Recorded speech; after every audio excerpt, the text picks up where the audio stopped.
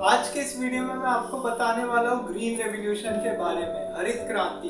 हरित क्रांति क्या है, हरित क्रांति क्यों आई थी भारत में, इसको लाने की क्या जरूरत पड़ी, हरित क्रांति से आज भारत को क्या फायदे हुए। हरित क्रांति एक ऐसी चीज थी जिसकी वजह से काफी ज्यादा फायदे हुए। भारत आज खाने के फूड पैकेजिंग में है ना 131 मिलियन टन तक बनाने लग गया। आज स्थिति ऐसी हो गई कि 131 मिलियन तक गेहूं 131 मिलियन टन गेहूं तक आने लग गया। तो ये ग्रीन रेवोल्यूशन क्या था, लेकिन इसके साइड इफेक्ट्स भी हुए। स्वामीनाथन रिपोर्ट के बारे में भी बताऊंगा कि स्वामीनाथन रिपोर्ट क्या थी।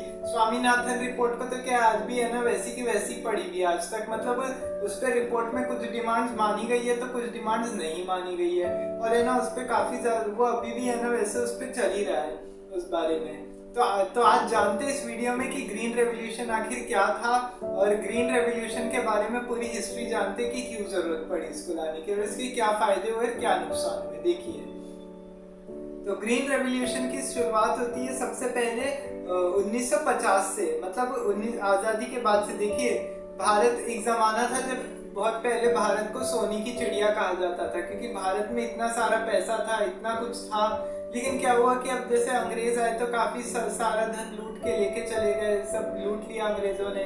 तो इस वजह से क्या हुआ कि आजादी के बाद से ही भारत में क्या हुआ कि है ना मॉनसून भी इधर साथ नहीं दे रहा था। इंडिया की जीडीपी ग्रोथ रेट काफी ज्यादा कम हो गई थी, काफी ज्यादा ग्रोथ रेट कम हो गई थी। और उसके बाद क्या हुआ कि अब जैसे इधर ग्रोथ रेट कम हुई तो उसके बाद क्या हुआ कि अब इधर से एग्रीकल्चर में प्रॉब्लम आने लग गई, खेती में प्रॉब्लम आने लग गई, किसानों को सबसे ज्यादा दिक्कत होने लगी।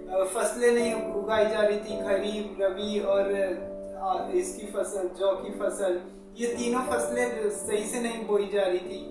दूसरी सबसे बड़ी बात क्या थी कि है ना आजादी के बाद से है ना मॉनसून है ना साथ नहीं ले रहा था भारत का। मतलब मॉनसून का ऐसे था कि है ना कभी आता था कभी नहीं आता था, वो वाली बात थी। अब ऐसे में क्या हुआ कि अब जैसे इस तरीके के हालात बने हुए थे, तो ऐसे में क्या हुआ कि फूड एग्रीकल्चर पे है ना काफी ज्यादा इंडिया ने ध्यान दिया उस पर। अब देखिए, जब 1951 में फर्स्ट 5 ईयर प्लान लॉन्च किया गया तो उसमें सबसे ज्यादा कृषि को योगदान दिया, कृषि पे सबसे ज्यादा बल दिया गया। 5 ईयर प्लान पे मैंने सेपरेट वीडियो बना के रखा हुआ है, तो वो भी यूट्यूब पे आप देख सकते हैं अगर चाहे तो। फिर उसके बाद क्या हुआ कि क्योंकि जो भारत के पहले प्रधानमंत्री थे जवाहरलाल नेहरू, पंडित नेहरू का ऐसा मानना था कि भूखे लोग कभी भी देश का निर्माण नहीं कर सकते, एक महान देश का निर्माण नहीं कर सकते। तो इसी बेस पे उन्होंने क्या किया था कि है ना ये ग्रीन रेवोल्यूशन के लिए है ना ये सब किया था। 5 ईयर प्लान में सबसे ज्यादा कृषि को बल दिया था। आज भी है ना भारत का कृषि क्षेत्र में है ना 26% का योगदान है, अगर सकल घरेलू उत्पाद यानी जीडीपी में अगर देखा जाए तो इंडिया का 26% योगदान है। तो उसके बाद क्या, वो भी कृषि क्षेत्र में, और भारत एक कृषि प्रधान देश है ऐसा बोला जाता है। और इसकी शुरुआत तो देखिए कहीं ना कहीं से इंडस वैली सिविलाइजेशन के टाइम से ही हो गई थी, जब हड़प्पा सभ्यता का टाइम था। हड़प्पा सभ्यता के टाइम पे क्या हुआ था कि जैसे उस समय तो काफी इकोनॉमी ज्यादा अच्छी थी। इकोनॉमी में ऐसे होता था कि जो इकोनॉमी थी उसमें ऐसे था कि जैसे घर वर भी पक्के मकान बने हुए थे, रोड्स काफी ज्यादा अच्छी, कृषि क्षेत्र में काफी ज्यादा सुधार, काफी अच्छी सारी फसलें उगती थी। और वो पाकिस्तान से शिफ्ट होके उधर मॉनसून उधर पाकिस्तान साइड में इधर का साथ नहीं दे रहा था इसका, तो ये इंडिया में शिफ्ट हो गई थी। अब उसके बाद क्या हुआ कि जैसे ये सारी चीजें हुई, फिर उसके बाद क्या हुआ कि अब 1950 में, साल 1950 के अब 1956 तक ये सब हुआ। फिर उसके बाद क्या हुआ कि अब जैसे सबसे बड़ी बात क्या है, इंडिया में फैमाइन्स आते थे।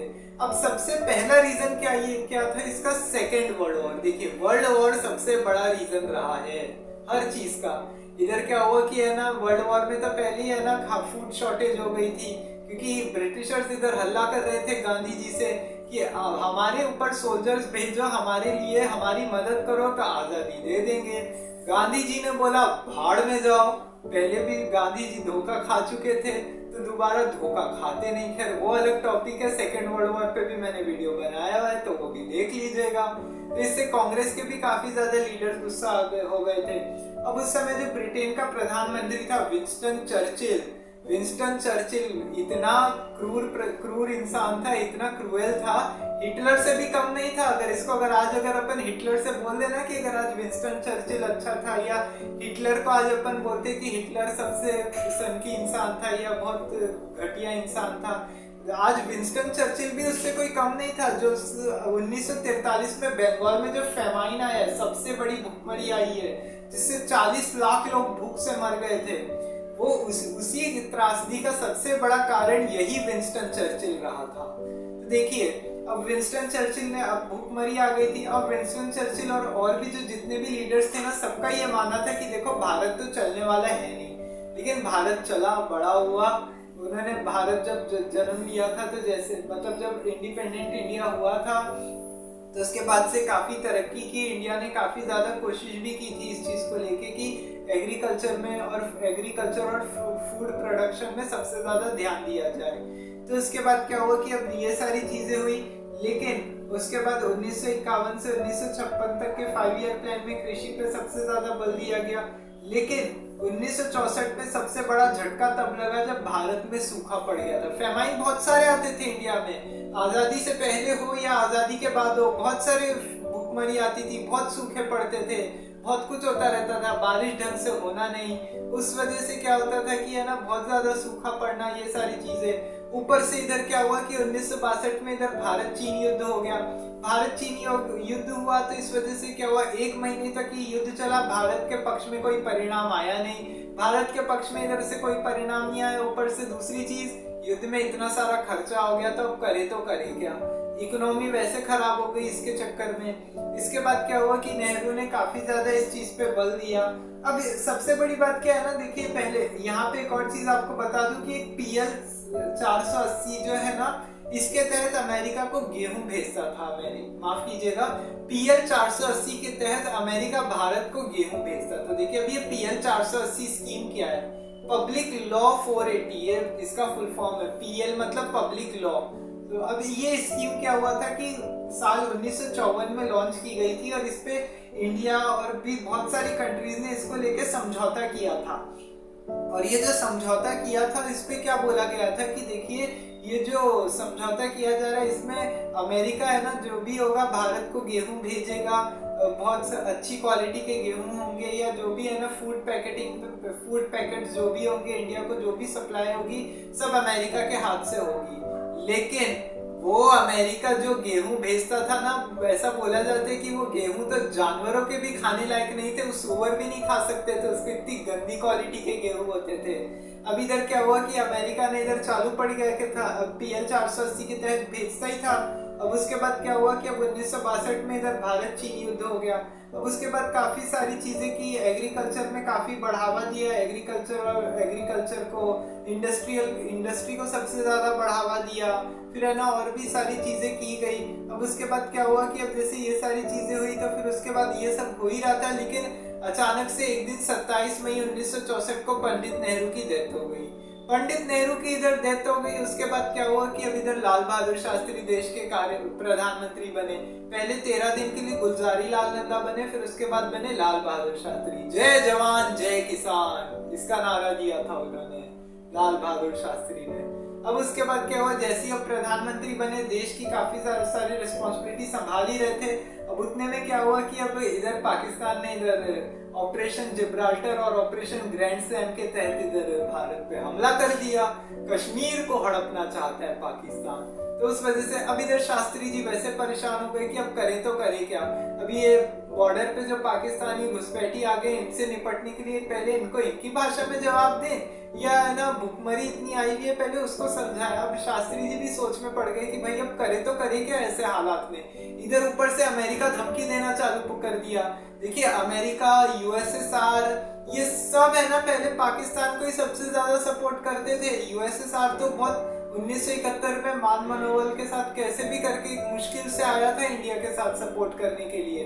तो अब देखिए इधर अमेरिका का जो उस समय प्रेसिडेंट था लिंडन जॉनसन, इसने अमेरिका ने राष्ट्रपति ने धमकी दे दी थी शास्त्री जी को कि बेटा देख लो ऐसा है, अगर भारत और पाकिस्तान के खिलाफ अगर युद्ध बंद नहीं किया या युद्ध छेड़ा, तो याद रखना जो हम तुमको PL 480 के तहत गेहूं भेजते ना, सब बंद करवा देंगे। और ये अमेरिकन क्या करते थे, अपने न्यूज़पेपर्स में ना फोटोज छपवाते थे और है ना फोटोज में इंडियंस को है ना कटोरा लिए भिखारी की तरह दिखाते थे। आपको ये जानकर भी बहुत गुस्सा आएगा कि क्या करते थे अमेरिकन इंडिया के साथ। शास्त्री जी इधर कोई धमकियों से डरने वाले नहीं थे। उन्होंने बोला कोई बात नहीं, अमेरिका अगर गेहूं नहीं देता तो नहीं सही। अब इधर 1965 में भारत पाकिस्तान के बीच में युद्ध चल रहा था और सबसे बड़ी बात क्या, 1964 में भी सबसे बड़ा सूखा पड़ गया था। 1964 में इधर सूखा पड़ गया, फिर उसके बाद क्या हुआ कि इधर 1964 में सूखा पड़ा, 1965 में इधर पाकिस्तान ने हमला किया। अब उसके बाद काफी ज्यादा उन्होंने कृषि क्षेत्र में योगदान दिया। अक्टूबर 1965 में दशहरे के दिन दिल्ली के रामलीला मैदान में उन्होंने एक बहुत बड़ी स्पीच दी, जिसमें उन्होंने जय जवान जय किसान का नारा देते हुए किसानों को मोटिवेट किया और जवानों को। अब देखिए, जय जवान जय किसान का मतलब क्या हुआ, जवान भारत की रक्षा के लिए, किसान भारत की खेती के लिए, या जो अपने जो फसलें उगाते अपन उसके लिए, एग्रीकल्चर के लिए। तो भारत के विकास के लिए किसानों की सबसे ज्यादा जरूरत। अब इधर उन्होंने मोटिवेट किया। इधर अमेरिका के हौसले फिर भी ऐसे थे। अब उसके बाद क्या हुआ, उन्होंने फिर इसके साथ ही क्या किया कि है ना देशवासियों से हफ्ते में एक दिन है ना खाना नहीं खाने की अपील की। बोला कि हफ्ते में एक दिन सब कोई फास्ट रखेंगे, दुकानें बंद रहेगी। उन्होंने बोला पेट बांध के रख लो, साग सब्जी ज्यादा खाओ, लेकिन अपने घर में खेती करो, देश को सबसे पहले देखो। कोई है ना विदेशों से जो गेहूं आ रहा है अपन उसको नहीं खाना है। भले ही देखो तो एक दिन उपवास रहेगा सबका, लेकिन दूसरों पे कभी निर्भर नहीं रहना चाहिए। वो भी किसी का ऐसे एहसान लेके तो नहीं करना चाहिए कि अगर कोई इतना सुनाता है अगर अपन को तो। अब ये सब चल ही रहा था। उन्होंने कृषि क्षेत्र में काफी ज्यादा योगदान दिया। इधर से एमएस स्वामीनाथन भी एक्चुअली क्या हुआ था कि एमएस स्वामीनाथन भी है ना इस चीज से काफी ज्यादा प्रभावित थे। ये सारी चीजें देखते थे तो उनको बिल्कुल भी अच्छा नहीं लगता था। तो इस वजह से उन्होंने क्या किया कि अब 1943 में उन्होंने बंगाल फेमाइन देखा था, तो इससे बहुत दुखी हुए थे। उनके पापा ने तो उनका एडमिशन है ना मेडिकल कॉलेज में करा दिया था। मेडिकल कॉलेज से अपने आप को हटा लिया उन्होंने, और उन्होंने एग्रीकल्चर के लिए है ना वहाँ पे स्कूल में एग्रीकल्चर की पढ़ाई के लिए एडमिशन करा लिया और वहाँ से पोस्ट ग्रेजुएशन तक किया। और उन्होंने है ना इस चीज़ को काफ़ी ज़्यादा सपोर्ट किया। अभी 2025 में क्या हुआ कि है ना भारत को अभी 2024 में, माफ़ कीजिएगा, अभी 9 फरवरी 2024 को ही एमएस स्वामीनाथन को भारत रत्न से सम्मानित किया गया है। ग्रीन रेवोल्यूशन लेके आए थे उन्होंने, और एमएस स्वामीनाथन को ही इंडिया का फादर ऑफ ग्रीन रेवोल्यूशन कहा जाता है, हरित क्रांति का पिता। अब उसके बाद क्या हुआ कि अब जैसे उन्होंने ये सारी चीजें की, उन्होंने काफी कुछ किया, इसमें काफी योगदान दिया। जवाहरलाल नेहरू ने भी इनको काफी सपोर्ट किया, शास्त्री जी ने भी इधर से सपोर्ट किया उनको। काफी चीजें है ना इधर की, गेहूं की फसलें उगानी शुरू की, रबी की फसल, खरीफ की फसल, जौ की फसल, जो जितनी भी बड़ी बड़ी फसलें, गेहूं, मक्का, बाजरा, इन सब पे सबसे ज्यादा लोगों ने घर घर में खेती करनी चालू कर दी। क्योंकि शास्त्री जी ने बोला था ना, और शास्त्री जी हमेशा है ना कोई भी चीज करते थे तो उससे पहले है ना अपने घर पे वो चीज करते थे। आज लोगों ने एक्चुअली क्या किया था कि है ना, अब आज देखिए अपने देश में आज बहुत सारी सरकारें कि है ना लोगों को बहुत ज्ञान देती है कि है ना ये कर लो वो कर लो, मतलब अच्छे के लिए कोई बोलती होगी, ऐसा भी नहीं है कि चलो सरकार भी कोई खराब बोलती होगी। लेकिन उसका कितनी बार तो ऐसे हो जाता है कि है ना सारे नेता ऐसे होते करते, मतलब दूसरों को तो बोलते रहते कि ऐसा करो वैसा करो, और खुद से उनसे कुछ होता जाता नहीं है। लेकिन शास्त्री जी एकदम लो प्रोफाइल इंसान थे, मतलब वो हमेशा अपने देश के हित के बारे में सोचते थे, लोगों के भले के लिए सोचते थे कि लोगों को किससे भला होने वाला है, क्या होगा ऐसे में। तब उसके बाद क्या हुआ कि अब इधर से उन्होंने है ना काफी लोगों से अपने घर पे भी इसके लिए अपील की थी कि है ना घर पे अपन भी एक हफ्ता खाना छोड़ते। उन्होंने पहले ये चीज खुद करके देखी थी, फिर उसके बाद लोगों से बोला कि देखो एक टाइम खाना मत खाया करो, मतलब एक टाइम फास्ट रखो। दुकानें बंद रहने लगी थी। सोचिए लोग इतना मानते थे शास्त्री जी को। पहले शास्त्री जी का कद बहुत नीचा था, लेकिन जब 1965 में उन्होंने अपने फौलादी इरादों से पाकिस्तान को शिकस्त दी तो उसके बाद उनका कद और बढ़ गया, अच्छे से बढ़ गया। लेकिन उसके बाद उन्होंने कृषि क्षेत्र में काफी योगदान दिया, काफी कुछ हुआ, डेवलपमेंट हो ही रहा था। ये सारी चीजें चली रही थी कि अचानक से एक दिन क्या हुआ, 11 जनवरी 1966 को शास्त्री जी की भी ताशकंद में रहस्यमय परिस्थितियों में मृत्यु हो गई। शास्त्री जी की मौत कैसे हुई उस पर भी मैंने एक वीडियो बना रखा है ताशकंद समझौते पे, तो वो भी आप देख सकते हैं यूट्यूब पे। अब उसके बाद क्या वो उन्होंने उनकी डेथ हो गई, फिर पूरा देश इसकी वजह से सत्ते में आ गया, पूरा देश इस खबर से सन्न रह गया कि एक्चुअली हुआ क्या है ये। तो उस वजह से फिर उसके बाद क्या हुआ कि अब जैसी ये सारी चीजें हुई, लेकिन इंदिरा गांधी प्राइम मिनिस्टर बनी। इंदिरा गांधी ने भी है ना इस रेवोल्यूशन को सबसे ज्यादा बढ़ावा दिया। हाँ, इंदिरा गांधी ने ये काम बहुत अच्छा किया था कि है ना ग्रीन रेवोल्यूशन पे उन्होंने सबसे ज्यादा बल दिया। हालांकि इंदिरा गांधी भी कोई कम नहीं थी, लेकिन जो उन्होंने इमरजेंसी लगाई या जो कुछ भी किया ना वो बिल्कुल भी सही नहीं था। तो खैर ये वो अलग टॉपिक है, इमरजेंसी वो सब चीजों पे मैंने वीडियो बना के रखा है अलग से, तो वो भी देख लीजिएगा। तो अब इधर क्या हुआ कि इधर, और उसके बाद क्या हुआ, जैसे अब इधर इंदिरा गांधी प्रधानमंत्री बनी, इंदिरा गांधी जैसे इधर से प्रधानमंत्री बनी तो उसके बाद क्या हुआ, अमेरिका से भी थोड़े रिलेशन अच्छे होने लग गए। लिंडन जॉनसन इंदिरा गांधी को बड़ा प्रभावित हुआ, इंदिरा गांधी से बड़ा। इंदिरा गांधी को तो ऐसा बोला जाता है जब अमेरिका गई थी ना तो खूब भव्य स्वागत किया गया था इंदिरा गांधी का, व्हाइट हाउस में उनके लिए पार्टी रखी गई। लेकिन इंदिरा गांधी को उन्होंने लिंडन जॉनसन ने बोला कि मेरे साथ डांस करो, इंदिरा गांधी ने बोला कि पोलाइटली मना कर दिया कि नहीं डांस तो नहीं करूंगी। लिंडन जॉनसन इस बात से नाराज हो गए। अब लिंडन जॉनसन ने इसमें भी क्या कर रहे थे कि है ना यहाँ पे है ना मतलब वो कर रहे थे क्या बोलते हैं, मतलब गेहूं भेजने में जो PL 480 के तहत 480 स्कीम के तहत जो गेहूं भेज रहे थे ना इंडिया को, उसमें आनाकानी कर रहे थे। कभी भेजने में लेट कर रहे थे, कभी है ना शिप्स को है ना इंडिया में नहीं पहुंचने दे रहे थे कि है ना कैसे भी करके है ना देरी की जा सके। मतलब वो होता नहीं है क्या कि है ना तुमने मतलब मना कर दिया मेरे साथ करने से, तो मतलब हम तो उसके फिर हम तो तुम्हारी हेल्प नहीं करेंगे, तो वो वाली बात थी। अब देने में इधर अमेरिका आनाकानी किए जा रहा था, तो इंदिरा गांधी समझ गई थी कि नहीं अमेरिका तो देखो कुछ करने वाला है नहीं, तो अपन को है ना इस पे काफी ज्यादा बल देना पड़ेगा। तब उसके बाद क्या हुआ कि है ना ग्रीन रेवोल्यूशन की वजह से उन्होंने है ना और सबसे ज्यादा इस पे है ना बल दिया, और सबसे ज्यादा किसानों को है ना वो किया। सबसे बड़ी चीज इंदिरा गांधी ने क्या की कि है ना बैंकों को नेशनलाइज कर दिया। क्योंकि देखिए किसानों को पहले क्या करना पड़ता था कि अब जैसे वो जो छोटे किसान होते थे ना उनको क्या करना पड़ता था कि है ना इन पे मतलब इनको क्या करते थे कि है ना ये जमींदारों के पास जाते थे पैसा लेने के लिए। इनके पास जैसे उतनी लैंड होती नहीं थी इनके पास खेती करने के लिए, भाई जमीन भी तो होनी चाहिए, तो जमीन नहीं होती थी तो फिर वो क्या करते थे कि अब जमीन नहीं होने की वजह से वो जमींदारों के पास जाते थे। जमींदारों ने क्या करते थे उनको वो लोन देते थे, और अगर जैसे जो बड़े किसान होते थे वो तो चुका देते थे, अब छोटे किसान थे वो बिल्कुल नहीं चुका पाते थे। तो अब उसके बाद क्या होता है उनके साथ एक्सप्लॉयटेशन बहुत ज्यादा होता था। मतलब अगर तुमने चुका दिया तो ठीक है, नहीं चुकाया तो फिर उनके साथ भी बुरा होता था, उनको खूब मारते थे, पीटते थे, बहुत उनके साथ एट्रोसिटीज की जाती थी, उनको उनकी जमीनें ही जब्त कर ली जाती थी। तो ऐसे करके क्या होता था कि है ना और किसान आत्महत्या कर लेते थे, उनकी बदहाल जिंदगी और आत्महत्या की खबरें होती थी। और आज भी है ना कितनी बार आती रहती है कभी कभार, ऐसा नहीं है कि चलता रहता है अभी भी। लेकिन उसके बाद क्या हुआ कि इंदिरा गांधी ने सबसे बड़ी चीज क्या किया, वो बैंकों की तरफ देख नहीं सकते थे, तो उन्होंने क्या किया कि है ना अब इधर से बैंकों का नेशनलाइजेशन कर दिया। बैंकों का इधर से बैंकों का नेशनलाइजेशन किया 1969 में, 14 बैंकों का राष्ट्रीयकृत किया गया। तो इससे काफी ज्यादा फायदा हो गया, किसानों को काफी अच्छे से लोन मिलने लग गया। तो वह है ना अपने हिसाब से है ना अपने हिसाब से सारी फसलें उगा रहे थे, पैदावार अच्छी होने लग गई धीरे धीरे। 1971 तक आते आते है ना मार्केट में गेहूं, जौ, मक्का, बाजरा, ज्वार, इन सब का जो भी आटा वाटा था ना सब चीजें है ना इधर से एक्सप्लॉइट होने लग गई, और मतलब अच्छे से है ना सबका उत्पादन होने लग गया, सब अच्छे से इंडिया में बनने लग गया। फूड पैकेट अच्छे से बन रहे थे, सब खाना पीना सब अच्छे से बन रहा था।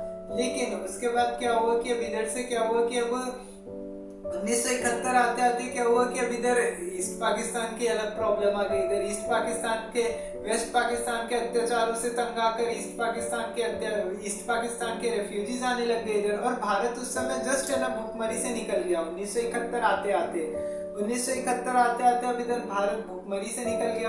अब जैसे इधर भुखमरी से निकला तब इधर इंदिरा गांधी वैसे फ्रस्ट्रेट हो रही थी कि भाई करे तो करे क्या रेफ्यूजीज को। अब इधर अगर सारा इन लोग को अगर खाना पीना दे दिया, अगर कुछ कर दिया तो फिर इंडिया को फिर से दिक्कत हो जाएगी, फिर वापस से वही प्रॉब्लम हो जाएगी। तो इस वजह से इंडिया ने काफी कोशिश की। इधर अमेरिका भी इधर गया, इधर इंदिरा गांधी अमेरिका गई। रिचर्ड निक्सन ने साफ मना कर दिया और इस बार भी धमकी दे दी कि अगर पाकिस्तान को पे अगर हाथ भी लगाया ना तो हम नहीं छोड़ने वाले। अब इंदिरा गांधी धमकी से डरी नहीं। भारत पाकिस्तान को के बीच युद्ध हो गया। ईस्ट पाकिस्तान को लेके भारत ने पाकिस्तान को करारी शिकस्त दी। मैंने बांग्लादेश लिबरेशन वॉर पे भी वीडियो बना रखा है। सैम मानेकशॉ की बायोग्राफी की थी। LT जनरल जगजीत सिंह अरोड़ा पे भी वीडियो बनाया हुआ है और है ना 2 ऑपरेशंस भी कवर किए हुए हैं, ऑपरेशन ट्राइडेंट और ऑपरेशन पाइथन। तो वो सब भी पूरी लिस्ट में अगर देखे आप लोग देख सकते हैं। तो उसके बाद क्या हुआ कि अब इधर से क्या हुआ कि है ना इधर से 13 दिन में इधर अमेरिका पहले माना नहीं, इंडिया ने मना कर दिया कि हम तो हमला करेंगे, अगर हम तो युद्ध करेंगे, अग्रेसर तो पाकिस्तान है।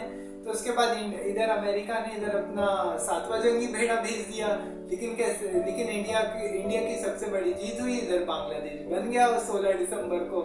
लेकिन 1971 के बाद तो इससे भी ज्यादा है ना फसलें पैदा होने लग गई। बम्पर मतलब खेती की डिमांड जितनी जो भी हो रही थी ना बहुत अच्छे से हो रही थी, बहुत अच्छे से डेवलपमेंट हो रहा था। इंडिया में फूड एग्रीकल्चर पे सबसे ज्यादा ध्यान दिया जा रहा था, इंडस्ट्रियलाइजेशन को लेके ये सारी चीजें हो रही थी। तो उसके बाद क्या हुआ कि अब जैसे ये सारी चीजें हुई तो उसके बाद क्या हुआ कि इंडिया ने सबसे बड़ी चीज एक और चीज क्या की इसमें, जब ये युद्ध खत्म हुआ उसके 13 दिन बाद 29 दिसंबर 1971 को इंडिया ने PL 480 से अपने आप को हटा लिया। ये स्कीम से इंडिया ने बोल दिया कि अब इंडिया इस स्कीम का हिस्सा नहीं रहेगा। ऑस्ट्रेलिया से भी कितनी बार गेहूं आते थे, ऑस्ट्रेलिया, कनाडा। अब इंदिरा गांधी को पता ही था कि है ना इससे क्या हुआ, भारत को आत्मनिर्भर बनने में भी काफी ज्यादा मदद मिली। अभी आपने सुना होगा 2020 में अभी जब कोरोना वायरस फैला था तो कैसे मोदी जी ने सबको कहा था कि भारत को आत्मनिर्भर बनना चाहिए। आत्मनिर्भर भारत के लिए उन्होंने एक मुहिम चलाई थी। तो आत्मनिर्भर भारत यही है ना, क्या बोलते हैं, यहीं से ही है ना धीरे धीरे बनना शुरू हो गया था। आज सबसे बड़ी बात हो गई थी और ये हमारे लिए गर्व की बात है। आज हमको ऐसे में आज MS स्वामीनाथन जैसे लोगों पे प्राउड फील करना चाहिए कि देखिए उन्होंने इतना कुछ किया हमारे लिए। वरना आज देखिए अगर MS स्वामीनाथन अगर इस पे ध्यान नहीं देते तो आज होता क्या, अगर MS स्वामीनाथन अगर इस पे ध्यान नहीं देते तो सबसे बड़ी बात ये होती कि अगर आज वो ध्यान नहीं देते तो फिर है ना यहाँ पे सबसे बड़ी बात ये होती कि शायद अमेरिका से ही है ना इंडिया को आज भी गेहूं इंपोर्ट करना पड़ता। तो और गेहूं वो तो इस तरीके के होते थे, वो तो खाने लायक नहीं होते थे। वो कुछ एक्सपर्ट्स के हिसाब से देखे ना तो वो जानवर भी नहीं खाते थे उसको, ये वाली हालत थी। तो उसके बाद क्या हुआ कि है ना इसके काफी ज्यादा फायदे हुए फ्रूट प्रोडक्शन में और ये 1980 तक चला था। और आज भी मैं आपको बता दूं कि ये ग्रीन रेवोल्यूशन जो है ना ये 331 मिलियन टन से ज्यादा है ना फूड प्रोडक्शन है ना इंडिया का बढ़ा है 331 मिलियन टन तक। सोचिए इंडिया ने इतना ज्यादा अपने आप को इससे आगे बढ़ा लिया ग्रीन रेवोल्यूशन की वजह से। अब उसके बाद क्या हुआ कि जैसे ये सारी चीजें हुई, फिर उसके बाद क्या हुआ कि अब बात करते हैं अपन MS स्वामीनाथन रिपोर्ट के बारे में। स्वामीनाथन रिपोर्ट अब क्या हुआ कि अब देखिए 2006 में इसको इम्प्लीमेंट किया गया था ये MS स्वामीनाथन रिपोर्ट को। ये रिपोर्ट में बहुत सारी चीजें बोली गई थी। देखिए सबसे पहली चीज उन्होंने क्या बोली थी कि है ना भारत है ना एक कृषि प्रधान देश है, तो है ना हर किसी को इसमें अपना योगदान देना चाहिए, चाहे वो किसान हो चाहे वो आम इंसान हो। उन्होंने आम इंसान को भी सबसे ज्यादा इम्पोर्टेंस दी थी। उन्होंने बोला कि खाली किसानों के या और जो गरीब छोटे मोटे लोग हैं उनके कर लेने से कुछ नहीं होगा, जो है ना उससे क्या होगा कि है ना जो आम लोगों को भी है ना इसमें हेल्प करनी पड़ेगी। जो देशवासी है भारत में, भारतवासियों को भी इसमें अपना हाथ बटाना चाहिए। उन्होंने एक और चीज, दूसरी चीज एक और इन्होंने क्या बोली कि है ना जो इसमें क्या होता है कि अगर आपको जैसे अगर किसानों को अगर किसी को अगर खेती के लिए अगर आपको भेजना है तो खेती के लिए अगर आपको भेजना है तो उसके लिए क्या करो कि है ना हर गांव में है ना एक स्कूल बनवाओ, अलग से स्कूल कॉलेज ऐसे इस तरीके के एजुकेशन सेंटर्स खुलवाओ जहाँ पे ना एग्रीकल्चर के बारे में सबसे ज्यादा पढ़ाई करवाते हैं। एग्रीकल्चर के बारे में लोगों को सीखने को मिले, ऐसी स्कूल्स बनवाओ, ऐसी सारी चीजें खुलवाओ। तो उससे होगा क्या कि अगर जैसे ये सारी चीजें होने की वजह से उससे किसानों को सबसे ज्यादा बल मिलेगा, किसानों को और देश की स्थिति में और सुधार आएगा इस वजह से। ये चीज बोली गई। तीसरा MSP के बारे में बोला गया कि अब जैसे अगर कोई भी अगर सरकार कानून बनाती है तो इस पे एमएसपी अगर जैसे किसानों को लेके या कोई फार्मिंग को लेके अगर कोई भी अगर बिल बनता है, तो अगर उसमें है ना सरकार को प्रॉपर एमएसपी और ये सारी चीजें है ना लिख के देनी चाहिए प्रॉपर, कि इसमें क्या बोला गया है, इसमें मतलब कितनी एमएसपी रहेगी, कितनी नहीं रहेगी, ऐसे ये सारी चीजें होनी चाहिए। और ऐसे करके इसमें काफी सारी चीजें बताई गई थी कि देश को कैसे आगे एग्रीकल्चर सेक्टर में बढ़ाने के लिए क्या क्या किया जा सकता है। लेकिन आज सबसे बड़ी बात क्या है ना कि एमएस स्वामीनाथन रिपोर्ट पे है ना आज कोई ध्यान ही नहीं देता है। सबसे बड़ी बात है, अभी बीच में ऐसा बोला था मोदी जी ने कि है ना भारत में दूसरी हरित क्रांति लाने की जरूरत पड़ गई है। वो इस तरीके की बात बोले थे क्योंकि उनको लगा था कि ऐसे तो कुछ होगा नहीं, उनको ऐसे लगता था। तो इस वजह से उन्होंने काफी कुछ किया, इम्प्लीमेंट किया गया इस एमएस स्वामीनाथन रिपोर्ट को।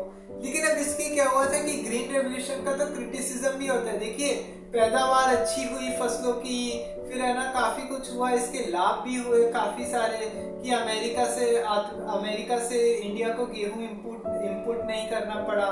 लेकिन नुकसान सबसे बड़ा क्या हुआ, देखिए सबसे इधर जो छोटे किसान थे ना वो सबसे ज्यादा दब हुए, क्योंकि देखिए जो पहले किसानों ने जिन्होंने ना जमींदारों ने जो लोन ले रखा था, लोन वोन चुका नहीं पाते थे, उनको सबसे बड़ी बात क्या होती थी, देखिए पॉलिटिकल इम्पैक्ट भी हुआ इस चीज का। तो पॉलिटिकल इम्पैक्ट क्या हुआ कि है ना, अब क्या हुआ कि इधर से सबसे बड़ी चीज क्या हुआ कि, और इससे पंजाब हरियाणा को सबसे ज्यादा फायदा हुआ था। मैं आपको एक और चीज बता दूं, यहाँ पे बताना भूल गया था, पंजाब हरियाणा को भी है ना काफी ज्यादा इससे फायदा हुआ था कि ग्रीन रेवोल्यूशन आ रहा है भारत में, तो इससे है ना काफी कुछ होगा। लेकिन इसका सबसे बड़ा नुकसान क्या हुआ कि जो छोटे कद के किसान थे जिनके पास कुछ नहीं आया इसकी वजह से, तो वो है ना नीचे दब के रह गए। और उन्होंने ही है ना पंजाब में खालिस्तान मूवमेंट शुरू कर दिया। पाकिस्तान में इधर माफ कीजिएगा, पंजाब में इधर खालिस्तान मूवमेंट शुरू हो गया, क्योंकि इधर नक्सलवाद मूवमेंट भी शुरू हो गया। कुछ राज्यों में लोग है ना बंदूक लेके घूमने लगे, क्योंकि उनके पास कुछ करने को था नहीं ना। अब ऐसे में वही होता है कि अब ऐसे में फिर ये सारी चीजें हुई, जो छोटे मोटे किसान थे या जो और लोग थे जो इस रेवोल्यूशन का फायदा नहीं हो पाए, जो इस क्रांति का लाभ नहीं ले पाए, तो उस वजह से क्या हुआ कि है ना वो उन लोगों को सबसे ज्यादा नुकसान पहुंचा कि वो कुछ नहीं कर पाए। फिर उन्होंने है ना नक्सलवाद और इन सब पे सबसे ज्यादा फोकस करना शुरू कर दिया। फिर उसके बाद क्या हुआ कि है ना जैसे ये सारी चीजें होने की वजह से उसके बाद क्या हुआ कि अब ग्रीन रेवोल्यूशन आया, और उसके बाद क्या हुआ कि जैसे इसकी वजह से एक और चीज भी, सबसे बड़ी बात क्या हुई कि है ना छोटे किसानों को फायदा हो गया, बड़े किसानों को ही सबसे ज्यादा फायदा हो गया।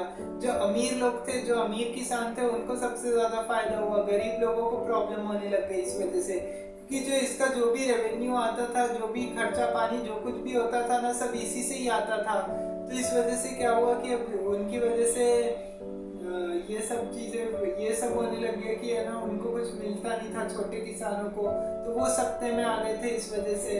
तो इधर से क्या हुआ कि अब काफी ज्यादा एक्सपोर्ट बढ़ा, थोड़े साइड इफेक्ट्स भी हुए। देखिए वही चीज होती है, हर चीज का एक पॉजिटिव इम्पैक्ट भी होता है, नेगेटिव इम्पैक्ट भी होता है। हर चीज का ऐसा करके अलग अलग रहता है, लेकिन इसका पॉजिटिव इम्पैक्ट भी सबसे ज्यादा हमें देखने को मिला। एमएस स्वामीनाथन की है ना कुछ रिपोर्ट्स में इसमें कुछ एक डिमांड भी मानी गई है। आज उन्होंने कितनी अच्छी बात बोली थी कि अगर देश को अगर आगे बढ़ाना है अगर कृषि क्षेत्र में, तो हर कस्बे, हर गांव, हर शहर, हर गली मोहल्ले में एक सेंटर होना चाहिए, एजुकेशन सेंटर होना चाहिए, और प्रॉपर उनको एक ट्रेनिंग दी जानी चाहिए कि है ना कैसे वो लोग है ना कृषि कर सके, कृषि का है ना वो कर सके कि है ना देश में कृषि को कैसे बढ़ावा दिया जा सके। इस बारे में वो सीखेंगे, तो इस वजह से ये होगा कि उनको सबसे ज्यादा फायदा होगा इसकी वजह से। तो इसलिए उन्होंने भी काफी ज्यादा इस पे बल दिया। अब देखिए आगे क्या होता है। एमएस स्वामीनाथन की रिपोर्ट है। आज अगर हो सकता है कि अभी 2020 में भी है ना किसान आंदोलन चला था, तो इसमें एमएसपी को लेके चल रहा था कि गवर्नमेंट ने इस पे एमएसपी नहीं ली थी, तो इसको लेके काफी ज्यादा प्रोटेस्ट हुए थे, और बाद में कृषि कानूनों को वापस भी ले लिया गया था। तो ये ग्रीन रेवोल्यूशन भारत के लिए एक तरह से सक्सेसफुल रहा। काफी इससे मतलब 50-60s में आया था, 60s से लेके 1965 के, उससे लेके 1980 के दशक तक चला था ये। तो ये था ग्रीन रेवोल्यूशन के बारे में। आपको वीडियो में क्या लगा, वीडियो कैसा लगा, माफ कीजिएगा, आपको वीडियो कैसा लगा कमेंट में ज़रूर बताएं, और वीडियो में थोड़ा इसमें अपनी राय भी दी कि आपके हिसाब से ग्रीन रेवोल्यूशन कितना सही था कितना सही नहीं था। तो आज के इस वीडियो में इतना ही। अब आपसे कल अगले वीडियो में मिलेंगे, किसी और टॉपिक पे डिस्कस करेंगे। तो आज की तब तक के लिए चैनल को सब्सक्राइब जरूर कर दें और वीडियो को लाइक एंड शेयर करना न भूलें। वीडियो को आखिरी तक देखा करें, बेल आइकन का बटन दबा दें। जय हिंद, जय भारत, जय जवान, जय किसान।